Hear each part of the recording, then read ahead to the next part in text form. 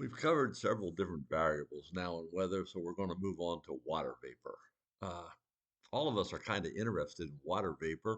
Uh, it's because we like to know when it's going to rain or whether it's going to be cloudy outside. And water vapor is the only element in the atmosphere that can change state. In other words, it can be a gas, like water vapor. We can be a liquid, like you see in the clouds, like precipitation. And it can be a solid, like if you look at snowfall or ice that you see. So it's the only element in the atmosphere that does that. And because of that, it actually has a very profound impact on our weather and on the atmosphere as a whole. What I'm showing you here is mid-level, above 10,000 feet to about 15, 18,000 feet of water vapor. The more green it is, the more it actually has more water in it. So, and you can see out here, we have a very lot of green. That's Umberto. Here's the beginning of Imelda down here with some water, more intense water vapor.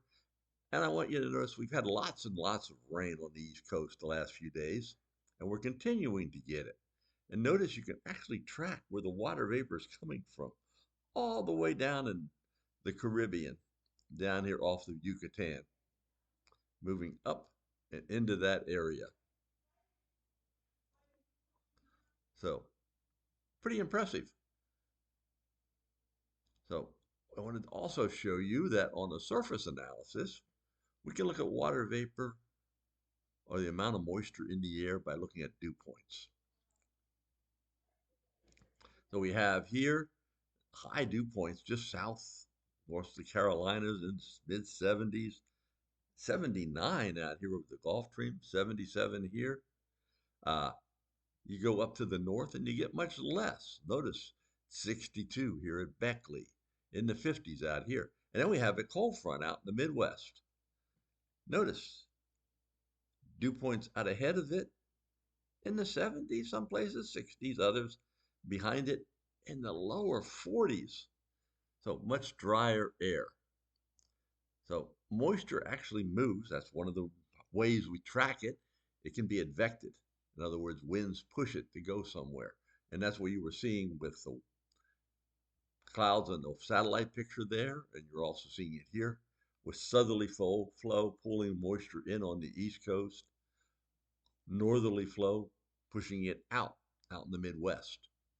Finally, there's an interesting thing to look at called total precipitable water. All it is if I dropped every ounce of water, water vapor, everything out of the air and had it fall on the ground, how much would precipitate in that one location? And yes, because water moves, you can pull more and more moisture in. But we consider anything above 1¾ to 2 inches of precipitable water really, really high and potentially can cause significant flooding. I want you to notice here, there's a 2 inches. Notice this batch of moisture coming up along the East Coast has a lot of 2-inch or greater precipitable water in it. Notice around the hurricanes, we talk about them forming in the tropics later on. This has well over 3-inch precipitable water, tremendous amount of heavy rain potential here. And the same coming across here or into the Bahamas with that one. So you can see there's a lot of precipitable water out here along the oceans, especially in the tropics right now.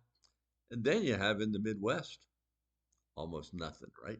Very low precipitable water, pretty dry air. So you can see with all of this how understanding how this water moves around, how it impacts our areas. And we learned that, latent heat can produce instability and stuff. And that's something else we might want to learn about through water vapor as well. So let's take a look at this week's lesson here a little bit. So we're going to talk about humidity, saturation, and stability. Well, I showed you all kind of places where precipitable water was moving up. I showed you where it was coming from here on the East Coast. Uh, that is literally the equivalent of an atmospheric river. Atmospheric rivers are areas in the atmosphere that contain a high percentage of water vapor and move across. There's a lot of them that occur out in the Pacific Northwest. We are under one right now on the east coast of the United States, coming up out of the Caribbean. And where they come into land, especially in the Northwest, you wind up with lots of precipitation because you wind up with it going up over the mountains there. As it lifts from the mountains, it gets colder, it condenses, forms clouds, forms rain, maybe even heavy snowfall. So the total amount of water in the atmosphere is relatively small, and almost all of it's confined to the troposphere. If you took, on average, the whole amount of water vapor over the whole globe and just dropped the average amount of it that was there, it would equal a depth of about 1 inch, very tiny. But water is continually entering the atmosphere through evaporation and leaving it through precipitation. So there's a constant exchange of water around the world. For example, here's how much the oceans have.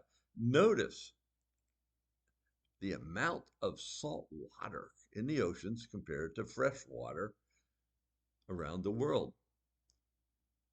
So much more salt water than actually have in natural water that we can drink. If you're looking to break down that amount of fresh water, a lot of it's in the ground. Glaciers, ice caps, tremendous amount. And at the surface, what's left of it is some of the ground has frost, permafrost up in the Arctic and Antarctic regions, lakes, rivers, and finally a little bit in the atmosphere. So this is the breakdown of water. Almost all water starts out salt water in the oceans. Then it breaks down to fresh water eventually. And you can see here how fresh water is mainly over land and in ice caps. And then you can even break that down. So this just gives you an idea of the distribution of different water types on the globe. So normally what happens is we have evaporation over oceans, transportation of that water vapor over the land. It falls as precipitation and eventually comes back into the oceans. It may come back through a river. It may come back through the ground. Ground soaks up the water, develops big areas of water storage in the ground that we tap when we drill wells and all. And eventually that water works its way back into the ocean. So we have a continuous cycle of water. So how does all this work together? So we have evaporation. We all know what that is. Water vapor developing out of liquid water. If you look at boiling water, that's one way of evaporation. When that water slowly boils down, it's going into the atmosphere because you've given it heat to release it. Condensation is where water condenses on. Oh, take a very cold glass of ice in the hot summer, very humid summer. What do you see? A bunch of water on it. That's condensation. Then we have sublimation, deposition, and even precipitation as all. So the volume of precipitation on land is greater than the amount of water that actually evaporates on land. So in other words, there's a net gain of water on land. Didn't say where that water's going, but there's a net gain on land of water. Oceans, on the other hand, actually lose more water than the total amount of precipitation that falls on the ocean. So there's a net loss of water on the ocean. You would think, oh, if this holds, eventually the land would become all water and the oceans would become all nothing again, no water. But what actually happens is that water moves from the land back to the ocean. And here you can see also there's runoff that changes. if you're in West Virginia, you know you have mountains there. And I have relatives that have lived down in the bottom of these valleys that are in West Virginia, and they had a little creek run by their house, and that creek would periodically flood. What happens is all that precipitation that occurred on the mountain flows downhill into these valleys, develops that creek that's there, helps it to gain water. That creek then flows out into a river, and from there, eventually flows to the Ohio River, generally, and from there, the Mississippi River and into the Gulf of Mexico. So much of the rain that falls in West Virginia winds up in the Gulf of Mexico. So we want to track all this moisture. So there's a couple ways we do that. Humidity describes the amount of water vapor in the air, basically how it varies from day to day, hour to hour. And yep, we got to have a whole bunch of ways of measuring it. And you can see the list here. Now let's start with one of the very easiest ones to understand, vapor pressure. We already learned that all water vapor and all gases have a pressure, and the combination of all of those will make for more the total atmospheric pressure. So with that, let's take a look at the amount of water vapor.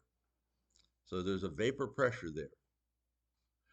And you add water vapor, that vapor pressure will increase. Take it away, the vapor pressure will decrease. There's another term, mixing ratio. The mixing ratio is just the mass of water vapor for the mass of the remaining dry air. In other words, I have a 1 by 1 meter square of air. In that is so much water vapor. I just said, oh, let's pull that water vapor out. Well, now I have so much dry air. Mixing ratio is the ratio of that water vapor to the amount of dry air. Weirdly, we have another one called specific humidity as just the mass of water vapor to all the mass of air that was originally in that volume. So we just put the water vapor back in. So what is saturated air? Well, air can only hold so much water vapor. So it becomes saturated at a certain point.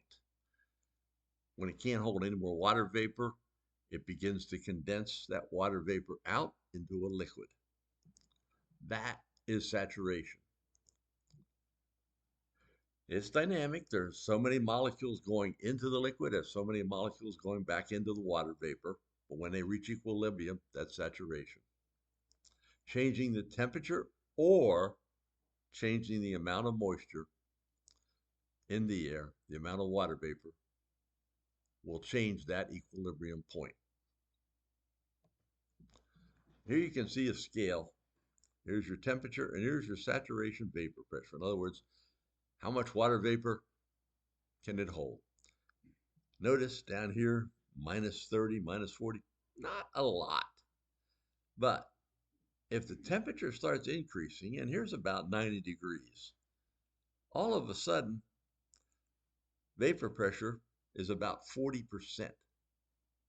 or 40 millibars. Almost 40 times more water the atmosphere can hold at 90 degrees versus minus 40 degrees. So there's a very fast upward trend here. Now, the hotter it is, the more water you can hold in the atmosphere. The most familiar of all terms, you hear this anytime you listen to a weather broadcast or anything. What's the relative humidity? All it is taking the total amount of water vapor for what that water vapor can hold. We can use mixing ratio, we can use water vapor, whatever, to define it, and all multiplied by 100. So in other words, when they're equal, the vapor pressure equals saturation vapor pressure, then it's 100% relative humidity. And if you walk outside, you probably have fog. So since we know that temperature allows the atmosphere to hold more and more water vapor, relative humidity is going to vary. At night, temperatures drop. Where do they drop fastest? We know the colder the air is it's going to want to sink downhill. So down in the valleys in West Virginia, this is very obvious sometimes. You can watch down in the valleys, the temperatures will get colder and colder. And you'll begin to see fog forming down in the bottom, down by the riverbeds, or even if it's the dry valley. That will be the area that fog forms. And then it will gradually build up as the colder air gets deeper. So highest relative humidity of the day and less precipitation or something coming in will probably be when the temperatures are the coldest, typically very close to sunrise. As the temperatures rise in the afternoon, relative humidity is going to drop off because the air can hold more moisture. Dew point. All it is the temperature at which, if I cooled the air, didn't change anything else, dew would form. So notice in the wintertime, average dew point, pretty cool. Actually less than 20 degrees in January up over much of West Virginia, and 20 to 30 down just south of there. Summertime, what a difference. Average dew point in West Virginia would be around 60 to 65 degrees. Just go south of there, and you're looking at 65 to 70 or even in the 70s. So much more moisture in the air in July versus January. I talked about precipitable water. I showed it to you. You'll notice here on this image, almost most precipitable water is always right along the equator or right in the middle of the tropics, less towards either pole. So how do we measure all this? Well, ASOS, using those electronic instruments to measure it, electronic hygrometer. Satellite imagery is another way we can measure it. And I showed you a water vapor plume on satellite imagery, which is right here, just like this. So when the air becomes saturated, what happens? So the RH, or saturation, reaches 100%. That's when condensation begins to occur. That's when clouds begin to form, or dew begins to form on the ground. And this plays a role in atmospheric stability. The reason it plays a role is that when condensation occurs, heat is released. So where we've talked about the dry adiabatic lapse rate, temperatures cooling at a constant rate of 9.8 degrees Celsius per 1,000 meters, that changes because heat is now being released by when the atmosphere is having condensation occur. Water vapor is becoming liquid. And so instead of cooling at that rate of 9.8, it actually cools right around 6.1 degrees per 1,000 meters. So that has a major influence on the stability of the atmosphere. So if I say air is stable, what am I doing? What am I talking about? Well, air doesn't go the whole big volume air is all rising. And actually, air works in smaller parcels. So if you ever look at a cumulus cloud develop, that's a parcel of air going up. So if air works that way, then there's certain parcels of air that are going to be rising up. Maybe they're pushed up by mountains, they're pushed up by a front. As that air is rising, it's cooling at 9.8 degrees. Now, if the surrounding air, because it's mixed or whatever, is only cooling at 8 degrees, that air parcel is always going to be colder than the surrounding air. So it is always going to be trying to sink that stable air. Now, say the air temperature is cooling at about 7 degrees, and I have an air parcel that has become saturated. It's only cooling at about 6 degrees. So what is going to happen with that air parcel if it's being forced to lift again by a front? Well, it's going to be warmer than its surroundings, meaning like a hot air balloon, it's going to want to accelerate upwards.